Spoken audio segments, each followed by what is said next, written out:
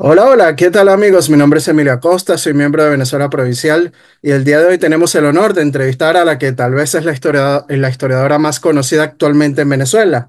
Se trata nada más y nada menos que de Inés Quintero, quien es una licenciada, magíster y doctora en historia por la Universidad Central de Venezuela, individuo de número de la Academia Nacional de la Historia de Venezuela, ocupando el sillón L, directora de la Academia Nacional de la Historia para los periodos 2015-2017 y 2017-2019, autora de varios libros como El hijo de la panadera, No es cuento, es historia, o La criolla principal, que el día de hoy estaremos charlando justamente de este último libro, La criolla principal, que recientemente ha visto a la luz pues una nueva reedición, libro en el que Quintero nos habla de cómo la historiografía oficial y los pudores del culto a Bolívar habían ocultado durante más de un siglo la figura de María Antonia, la hermana mayor de Simón Bolívar, que a lo largo de toda la guerra de independencia pues se mantuvo fiel a la corona española. Así que sin más, bienvenida por primera vez a Venezuela Provincial, profesora Inés. Pues bueno, muchísimas gracias por la invitación y sobre todo por la oportunidad, porque verdad, ese libro de la criolla principal se publicó por primera vez hace ya 21 años. Se dice fácil, pero sí, son ya un tiempazo y bueno, y sigue teniendo presencia y verdad, me siento muy honrada de que Banesco haya decidido la reimpresión de este libro y sobre todo, bueno, ya insistiremos sobre eso, que esté también disponible digitalmente en la biblioteca digital de Banesco, ¿no? Que eso facilite el acceso a donde quiera que cualquiera, en cualquier parte donde esté alguien interesado, puede acceder a la biblioteca digital de Banesco y allí bajar y tener contacto con este libro sobre María Antonia Bolívar. Sí, bueno, este canal lo ven muchas personas de todas partes, ¿no? No solamente de España y de Venezuela, sino de otros países del mundo hispano. Así que estén atentos ahí por la página de Banesco. Pero hay que reconocerle, profesora Inés, que usted es quien saca prácticamente del anonimato que había condenado la teología bolivariana a María Antonia Bolívar con este libro, La criolla principal. ¿Qué la llevó a investigar sobre ella y a escribir esta obra? Sí, fíjate que, bueno, primero a mí el proceso de independencia ha estado dentro de mis intereses durante mucho tiempo. O sea, yo he estado trabajando, yo tuve oportunidad de escribir un libro sobre Antonio José de Sucre, había escrito también un libro sobre la cultura de los mantuanos, había escrito también sobre los procesos de representación política, es decir, que yo estaba en alguna forma vinculada historiográficamente al periodo de la independencia. Pero también me ha interesado el tema de las mujeres, la historia de las mujeres y también el hecho de que el discurso, la narración generalmente omite la presencia de las mujeres. Entonces, revisando precisamente el archivo de Simón Bolívar, trabajando temas distintos, me llamó la atención las muchas cartas de mujeres que hay en el archivo del Libertador, o sea, cartas dirigidas a Simón Bolívar. Claro, estas cartas son de muy distinta procedencia y con muy distintas motivaciones. Y de todas esas cartas, las que más me llamaron la atención fueron las de María Antonia Bolívar. Porque claro, yo había leído sobre la independencia, había leído biografías de Bolívar, había estado en contacto con esa época, pero nunca había aparecido María Antonia, eso, con una actividad tan, digamos, tan persistente, además, tan de firmes posiciones. Y entonces me despertó curiosidad y seguí buscando mayor información. E inicialmente me pareció que una manera original de trabajar el tema era hacer como una especie de intercambio epistolar entre María Antonia y Simón Bolívar. Pero cuando seguí indagando, dije, no, aquí, ¿verdad?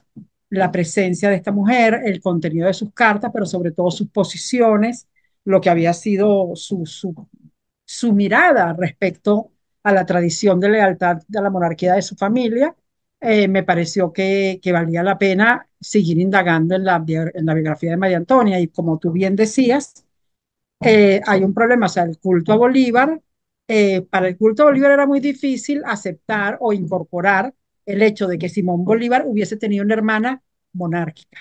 Ya eso, o sea, embromaba el culto heroico porque ¿cómo se explica que una figura como Simón Bolívar tenga una hermana monárquica? Entonces yo creo que eso pesó mucho en la omisión de María Antonia. pero también pesó el hecho de que fuese mujer, porque, ¿verdad? El periodo de la independencia no se caracteriza precisamente por la atención al tema de las mujeres en la vida de ese periodo, digamos, en ese proceso histórico. Salvo contadas heroínas, la mujer está ausente, entonces había la doble condición, ¿no? O sea, la omisión por monárquica y la omisión por mujer. Entonces eso fue lo que me despertó mayor interés y finalmente lo que me motivó a escribir el libro, o sea, hacer valer cómo la independencia podía, podía ser vista a la luz de una mirada femenina y al mismo tiempo a la luz de quien desde la misma familia Bolívar tiene posiciones divergentes respecto al proyecto político de su hermano. Esto último que señala es muy importante porque la guerra de independencia o secesión, como queramos llamarlo, dividió a la sociedad de la Capitanía General de Venezuela. Hubo quienes decidieron unirse pues a la causa emancipadora, pero también hubo quienes defendieron al orden monárquico. Esta polarización pues comprometió por igual a los hombres y mujeres de la Capitanía General. No obstante, los estudios sobre el tema, como usted bien dice, ha privilegiado fundamentalmente a los insurgentes, ¿no? Hasta en la misma familia Bolívar ocurrieron estas divisiones. Y doña María Antonia pues era defensora, como usted bien ha dicho, de los derechos del rey y llegó hasta ser encubridora, entre comillas, de peninsulares y canarios en tiempo de la Guerra a Muerte, que eran perseguidos, ¿no? Háblenos un poco de María Antonia como monárquica y como salvadora de los españoles durante la guerra. Sí, hay una primera cosa que es bueno precisar, que la posición política de María Antonia no es simplemente un capricho, una manera de llevar la contraria, y creo que está en el código, la manera de entenderlo tiene que ver precisamente con lo que había sido la historia de fidelidad y de lealtad a la monarquía que había prevalecido en la sociedad caraqueña, ¿no? Bueno, y en la sociedad caraqueña y en otros espacios de la Capitanía General de Venezuela, porque realmente cuando uno revisa la historia de la, digamos, de la manera de relacionarse entre las provincias pertenecientes a la Capitanía General de Venezuela e incluso antes de la Capitanía General y la monarquía, era una reunión o una vinculación, bueno, de lealtad, de fidelidad, al punto que poco tiempo antes de la independencia, o sea, cuando ocurre la rebelión, el intento de sublevación de Iguala y España, o sea, los blancos criollos no van a apoyar ni a defender el proyecto de Iguala y España. Y después, todavía más cerca del proceso de independencia, cuando Francisco de Miranda invade, hace la expedición independentista del año 1806, bueno, no solamente los blancos criollos, sino hasta los verdureros de la Plaza Mayor se pronuncian contra la figura de Miranda. Entonces, creo que había una larga tradición de lealtad y de fidelidad a la monarquía en la sociedad, en las sociedades provinciales, que se van a manifestar después del desarrollo de la guerra, ¿no? O sea, va a haber muchos blancos criollos que, por supuesto, se vincularon, se comprometieron, defendieron y estuvieron de acuerdo con la independencia, pero va a haber otros que no. O sea, que esa división familiar se va a expresar, además de en la familia de Bolívar, en la familia de los Rodríguez del Toro, en la familia de los Tobar, en la familia de los Ibarra, o sea, muchas familias blancas, criollas, mantuanas principales se dividieron por causa de la independencia, ¿no?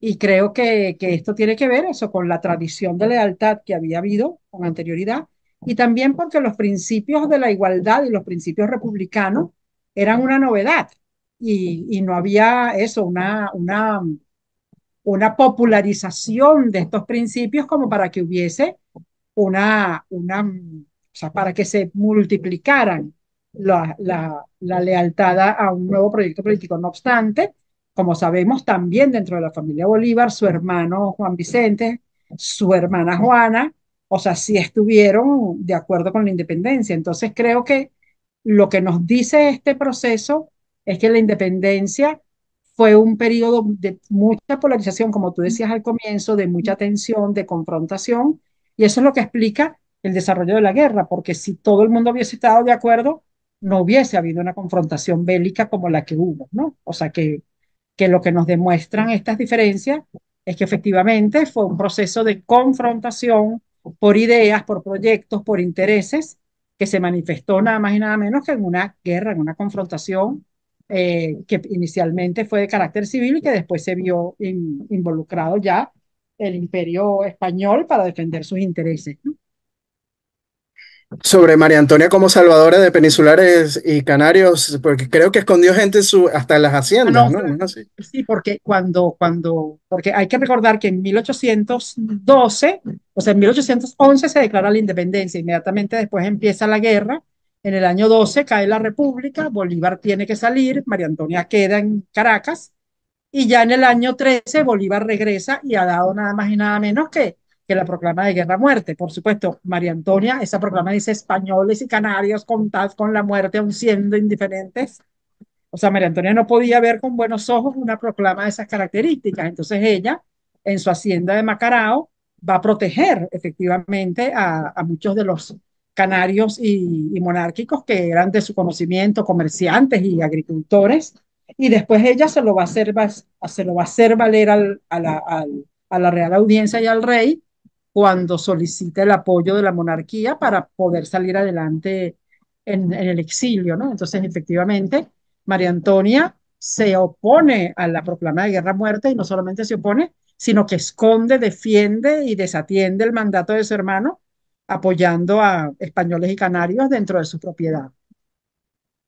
Es importante porque en el año de 1814 es desterrada a la fuerza por su propio hermano cuando se aproximan las tropas de Boves a la ciudad de Caracas, ¿no? Ella se rehúsa a huir porque, bueno, como usted ha dicho, es realista, pero Simón Bolívar la obliga y envía a unos soldados que prácticamente la sacan a rastras de su casa y se la lleva. Incluso existe un informe del secretario de la Real Hacienda en La Habana, Alexio Ruiz, donde comunica al rey pues las desgracias de María Antonia, citando que Simón Bolívar pues la maltrató, ¿no es así, no? Claro, si la obliga a salir, entre otras cosas, porque lo que le dice Bolívar, y no le faltaba razón, es que en ningún caso, aunque ella se hubiese manifestado a favor de la monarquía, cuando llegase las hordas de Boves, no iban a respetar a ningún miembro de su familia. De hecho, en el libro está narrado, cuando van a llegar las tropas de Boves, salen unos blancos criollos a recibirlos, ¿no? Y entre los blancos criollos está uno uno de los marqueses de los... Y bueno, El conde de la Granja. el conde de la granja, y cuando lo ven lleno de medallas y de adornos, le arrancan las medallas y de una vez lo matan, ¿no? Entonces, digamos, la violencia de la guerra era lo suficientemente violenta, tensa, aguda, polarizada, que no había manera de pensar que en ese contexto alguien familiar directo de Bolívar pudiese verse eximido de la violencia o de las represalias digamos, del ejército realista, ¿no? Hace poco acaba de nombrar un tema muy interesante, que es como ella después, cuando está exiliada en La Habana, pide la protección del rey Fernando VII, quien incluso le llega a dar una pensión de hasta 2.000 pesos anuales. Llama la atención como la corona procura darle un buen trato a la hermana de prácticamente su mayor enemigo, ¿no? Claro, ahí también hay una cosa que es interesante, ¿no? Porque cuando uno lee la representación de María Antonia al rey, bueno, ya primero le escribe a la Real Audiencia de Caracas y después le escribe directamente al monarca. Hay que también verlo de la siguiente manera. O sea, ella puede escribirle al monarca porque es una blanca principal. O sea, ya tiene la manera de dirigirse directamente a las autoridades de la monarquía. Pero en segundo lugar, ella lo que está solicitando inicialmente es que le restituyan los bienes que le fueron expropiados a su hermano, porque realmente en ese momento los mayorazgos que eran de la familia y las propiedades de la familia, el heredero principal era Simón Bolívar, ¿no? Y no ella. Entonces, lo que ella está alegando es, siendo ella leal a la monarquía, lo que le está pidiendo a las autoridades de la monarquía es que le entreguen sus bienes a ella y, por supuesto, no van a devolverle los bienes, lo que le van a decir, bueno, ya que estamos en esto, o sea, lo que te podemos es ayudar con una pensión proveniente de la hacienda pública, pero no le van a reconocer la propiedad de sus bienes. Esos bienes siguen estando, bueno, por supuesto, en manos de la monarquía mientras está presidiendo el gobierno, pero después de que cae digamos, después de que se consuma la independencia, todos esos bienes van a regresar a manos de Bolívar, no de María Antonia, ¿no? Porque realmente el principal propietario, el principal heredero, el principal administrador de los bienes familiares es él, porque es el varón que queda vivo, el otro hermano muere en un naufragio y realmente el responsable del patrimonio familiar es Simón Bolívar y eso es en parte lo que molesta a María Antonia, ¿no? Bueno, ¿cómo es posible que sea su hermano el administrador de los bienes y por eso interviene y trata de conseguir ese reconocimiento por parte de la monarquía que al final se decanta por una pensión, ¿no? Pero hay que recordar también que entre el año 20 y el 23 cae el régimen absolutista, el régimen liberal y seguramente el régimen liberal no le debe haber reconocido esa pensión a María Antonia. Entonces, ya cambian las condiciones de digamos, sus condiciones materiales y es entonces cuando Bolívar la invita a regresar a Venezuela. Sí, bueno, de hecho, creo que pasó bastante necesidades, sobre todo en el periplo de la isla de Curazao, ¿no? Pasó hasta hambre. Sí, no, verdad que el exilio se dice fácil, pero esa emigración forzada de María Antonia a las islas, además ella se va con un marido que es un hombre enfermo, con sus hijos, sus nietos, y bueno, no es tontería, o sea, empiezan a deambular primero por Curazao, después se van a La Habana. En La Habana sí tienen una posición un poco más estable, pero eso significaba incluso que antes de recibir la pensión tenía que trabajar, o sea, tenía que ver cómo ganarse la vida alguien que mientras estuvo digamos, como heredera y como dama principal, no tenía necesidad de estar buscando de qué manera ganarse la vida, ¿no? Entonces eso también representó un cambio importante en su dinámica y en su modo de defenderse frente a la realidad, ¿no?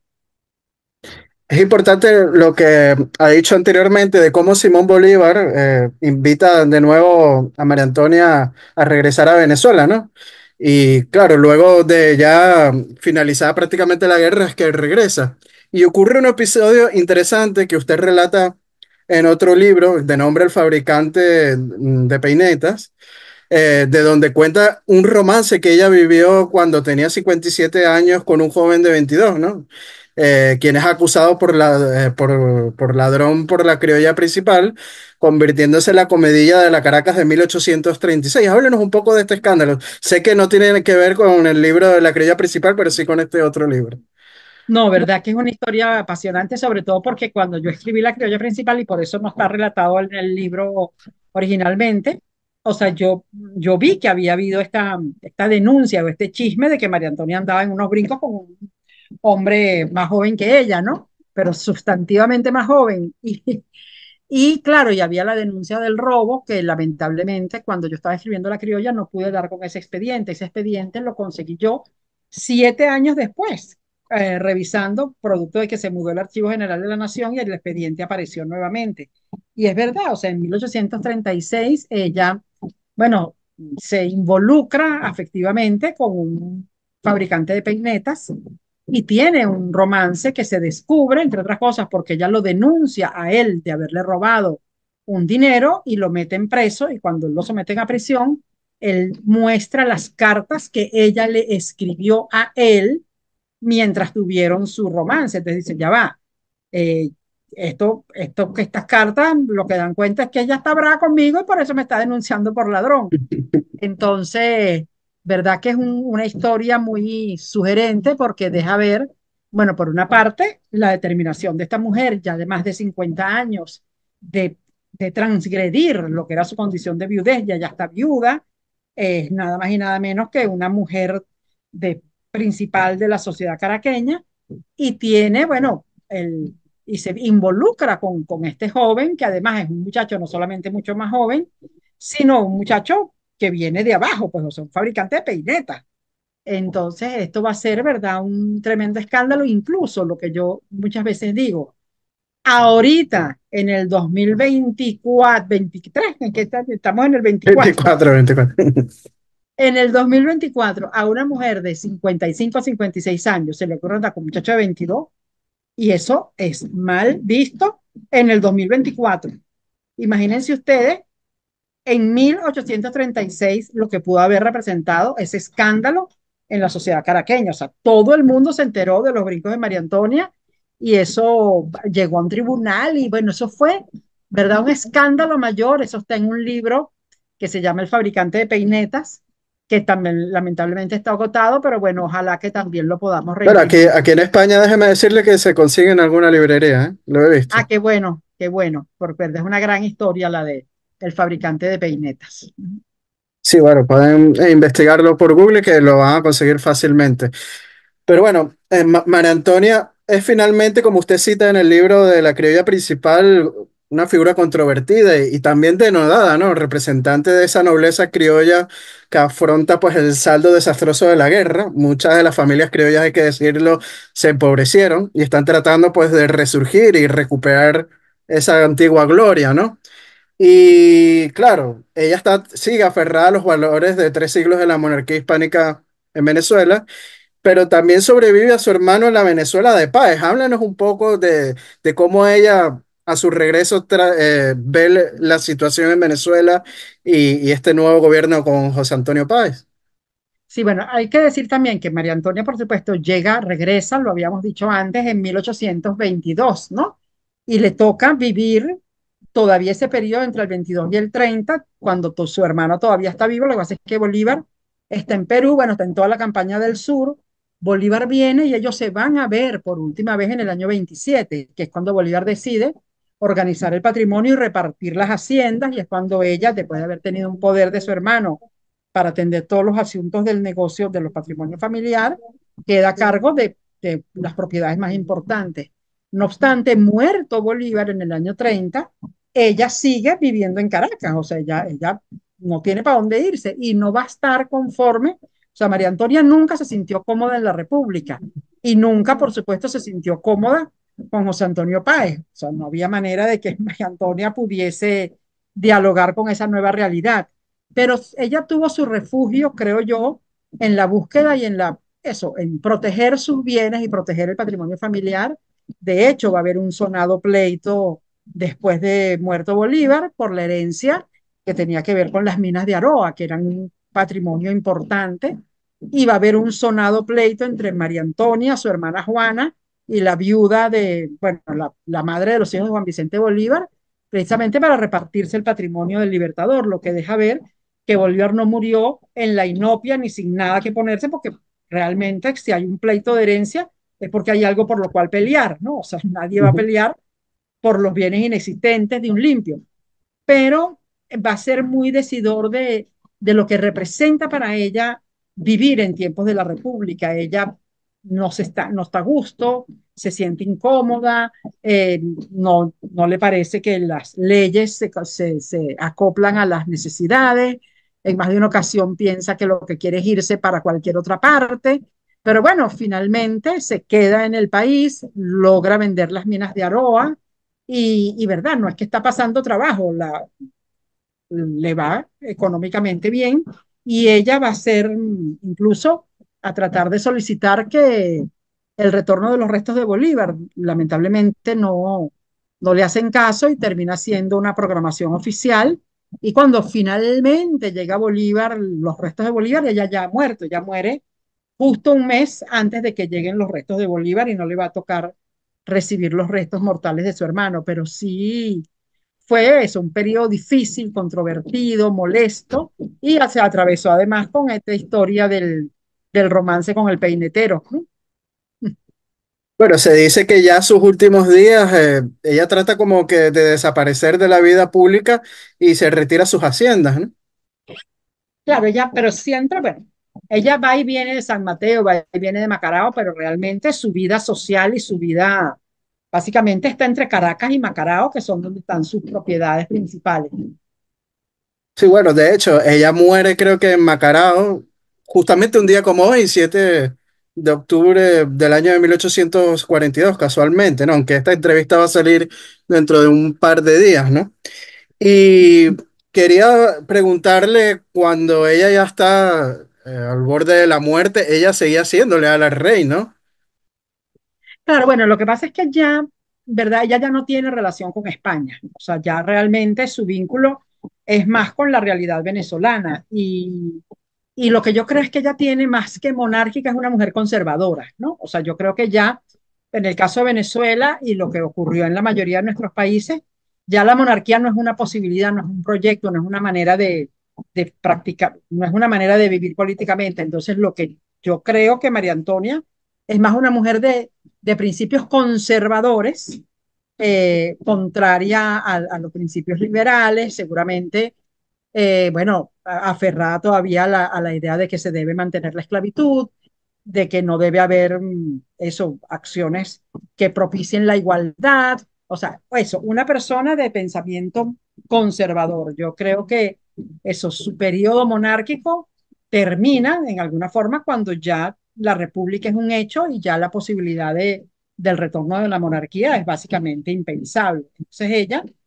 de hecho, ya va a ser defensora de su hermano después del 28, cuando Bolívar decreta la dictadura. Ella defiende la dictadura de Bolívar, entre otras cosas, porque le parece que en aquel caos y en aquel horror, el único que puede poner orden en la república es Bolívar, no porque ella sea una republicana, sino porque al principio, porque considera que el principio de autoridad que representa a su hermano es mucho más firme y más parecido a sus valores y principios que lo que puede representar Páez, ¿no?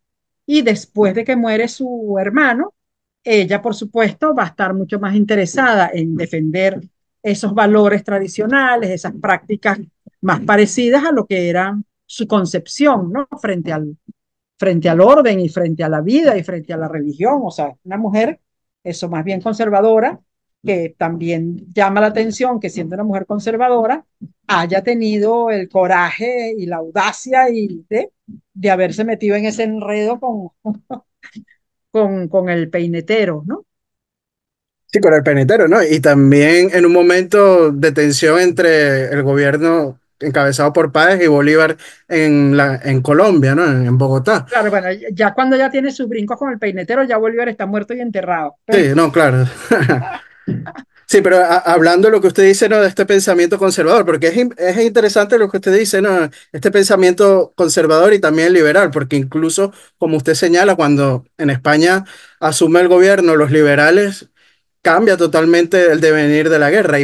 Hay gente como el profesor Tomás Pérez Vejo que dicen que este cambio es lo que prácticamente hace que los realistas pierdan la guerra, porque venían recuperándose poco a poco, ¿no? Sí, claro, ese periodo del 20 al 23, que es ese periodo del retorno del liberalismo en España, va a ser crucial porque, bueno, ellos van a tener una política distinta de acercamiento hacia las provincias insurgentes y van a tratar de llegar a acuerdos. Y claro, acuerdos que no tienen manera de restablecerse. Imagínate tú, ya hay más de 10 años de confrontación armada, pensar, ya se han declarado las independencias en la mayor parte de las provincias.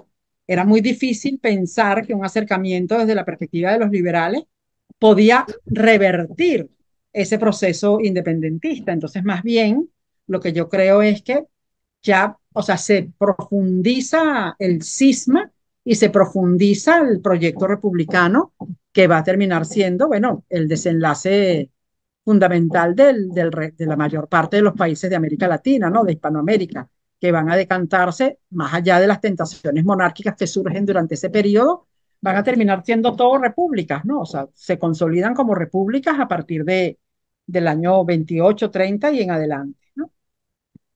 Perfecto. Bueno, ya nos quedan 7 minutos, profesora. Y bueno, la última pregunta tiene que ser con nuestra protagonista del día de hoy, que es María Antonia. ¿Qué lugar cree usted que debería tener María Antonia Bolívar en la historia de Venezuela? Porque usted la ha rescatado y yo creo que debería ser un papel más relevante, ¿no? Mira, yo creo que el hecho de que ya se conozca la vida de María Antonia y la historia de María Antonia ha permitido, y no solamente la vida de María Antonia, sino que se ha hecho un esfuerzo por desmitificar el proceso de independencia. Yo creo que en este trabajo de desmitificación de la independencia, María Antonia ocupa un lugar fundamental, ¿no? Pero no solamente en relación con lo que puede ser la desmitificación de la independencia, sino también bajarle un poquito el copete al culto a Bolívar, ¿no? O sea, yo creo que María Antonia nos ayuda a humanizar la historia, no solamente la historia de la independencia, sino la historia de la familia Bolívar, porque allí está claro eso, los temas familiares, la preocupación por el dinero, la preocupación de Bolívar por atender a su familia, porque, ¿verdad? Bolívar todo el tiempo estuvo pendiente, bueno, ¿y con quién se va a casar este? ¿Y con quién se va a casar aquella? Y con Anacleto, que no puede estar jugando real por ahí. O sea, que Bolívar es una figura que además de su proyecto político, de sus intereses políticos, de sus ambiciones, está atento a su familia, ¿no? Y eso deja ver que los héroes también tienen un lado humano. Y creo que la vida de María Antonia lo que nos hace, lo que nos permite también es acercarnos al lado humano de la historia, ¿no? A las vivencias más cotidianas, porque ahí está María Antonia, eso, defendiéndose en un momento adverso y haciendo valer lo que para ella es fundamental, es, bueno, ¿de qué vamos a vivir? ¿No? O sea, una pregunta que cualquier persona en el presente o en cualquier momento se hace. Ajá, ¿de qué vamos a vivir? ¿Con qué vamos a comer? ¿Cómo nos vamos a defender?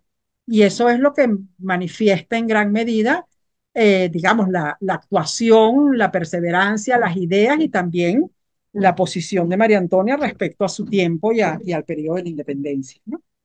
Yo creo que es importantísimo lo que usted dice, porque como decía Laureano Vallenilla Lanz, la guerra de independencia fue prácticamente una guerra civil entre los mismos venezolanos, y eso es algo que tenemos que entender mucho, no solo los venezolanos, sino todos los hispanos en general, porque también esta guerra afectó a la península, ¿no? España, la España de hoy es producto también de esa ruptura de la monarquía hispánica en aquella época. Bueno. Ya nos quedan 4 minutos, profesora, y la verdad que ha sido un gustazo de partir con usted. Tiene las puertas abiertas de Venezuela Provincial para hablar de otros libros, que sé que son bastantes, ¿no? Y tienen libros muy interesantes, y las cámaras son todas suyas para despedirse de nuestro público.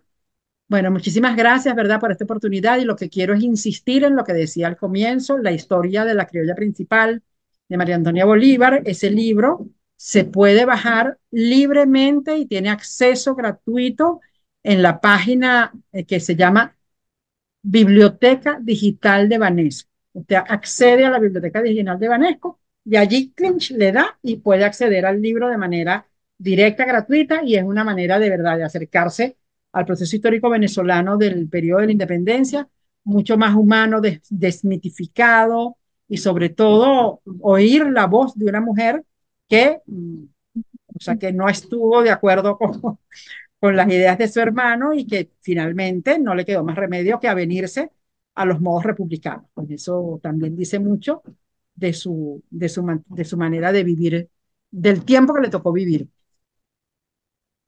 Súper recomendado este libro, La criolla principal. Y bueno, no solo este libro, todos los libros de Inés Quintero pues también son muy recomendables, sobre todo en este periodo de la época de independencia o secesión, como queramos llamarlo.